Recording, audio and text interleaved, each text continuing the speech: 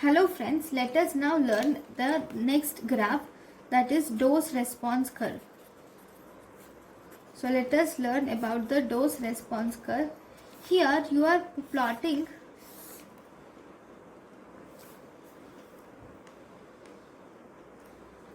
the dose of the drug with the response.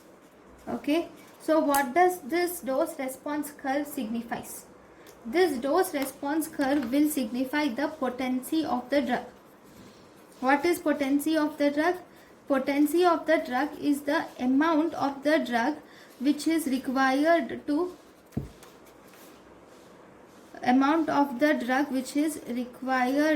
produce a certain response. Amount of the drug required to produce a certain response is called as dose potency of the drug. So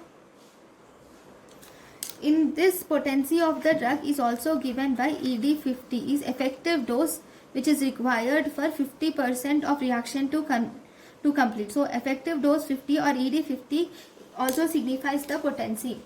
Now if I draw the graph, so this dose response curve is a sigmoid curve. Okay, they will give you two or more doses, two or more curves. Okay, this is the next curve, this is one more curve.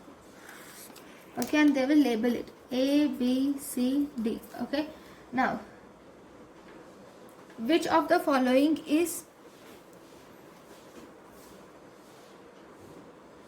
most potent?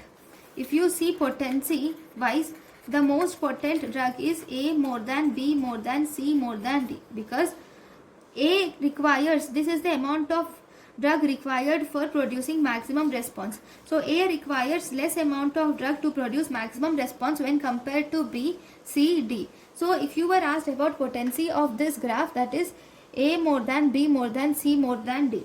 So similarly, if they give one more graph something like this with dose and response in percentage. Okay, first curve, second, third, fourth.